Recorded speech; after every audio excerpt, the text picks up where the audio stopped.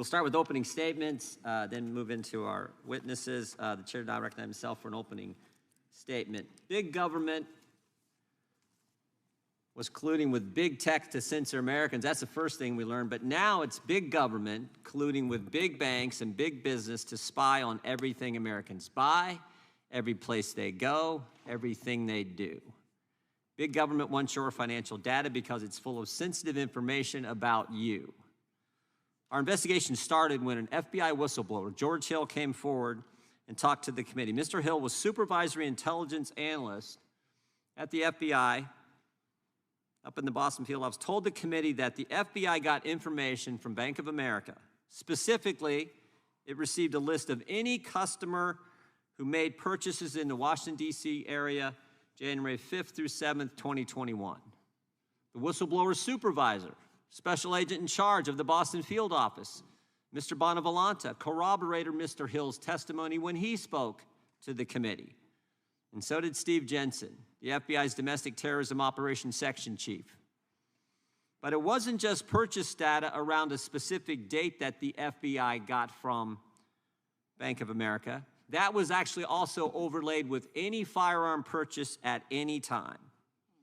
And how did the FBI get this information?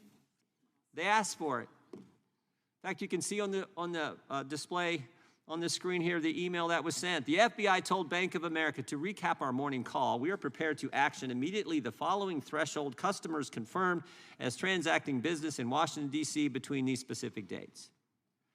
So if you're in Washington, D.C., visiting your kids, maybe visiting your aunt, or maybe just a friend, the FBI wanted to know about every single purchase you made.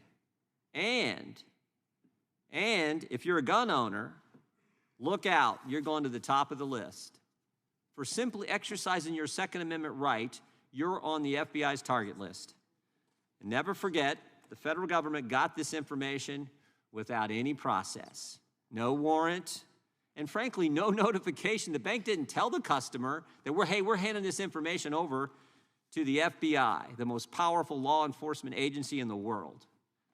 Now, these FBI agents, Mr. Hill, Mr. Bonavolanta, Mr. Jensen, they all said this was wrong and, in fact, sent the information back to FBI headquarters in D.C. So that's how our investigation began. But since then, and we continue to investigate, but since then, we've learned that the financial surveillance was broader and there was actually a specific objective. The federal government is building profiles on the American people.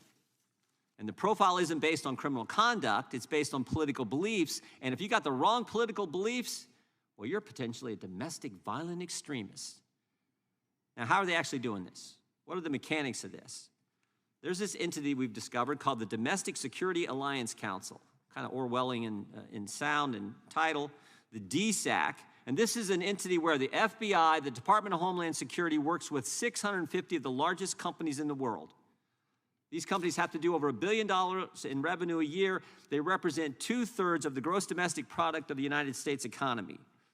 And they work through this controlled access portal. We'll put that on the screen here. What are they sharing in this secret portal? Well, we're not exactly sure because it's secret. But we do know that they share some information, share reports. And one of the reports we got, called a liaison information report, said this: any American who opposes firearm legislation, the easing of immigration restrictions, and COVID mandates is someone banks should be watching because, again, they might be an extremist. Now stop and think about that for a second. In other words, if you're against gun registration, you're for a secured border, you oppose lockdowns and vaccine mandates, you're a domestic violent extremist according to the FBI, and the government should get your data, should get your financial data. It actually gets worse.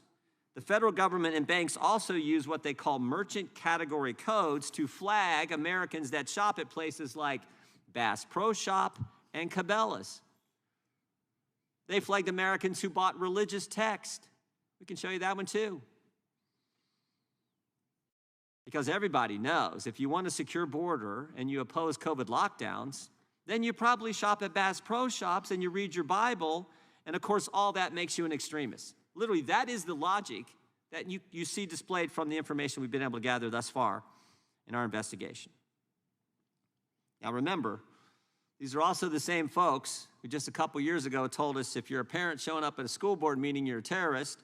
If you're a pro-life Catholic, you're an extremist. Now, of course, if you oppose lockdowns, vaccine mandates, want a secure border, don't want gun registration, you're in that category as well. This is scary where things are headed. We've seen the censorship. Now we see what's happening with big banks and big government relative to your financial data. Again, all this being done with no process, no warrant, no notification to the customer that the banks are actually supposed to serve. Big government's not supposed to use big tech to censor Americans, and big government shouldn't be working with big banks to target Americans for behavior that is legal and constitutional.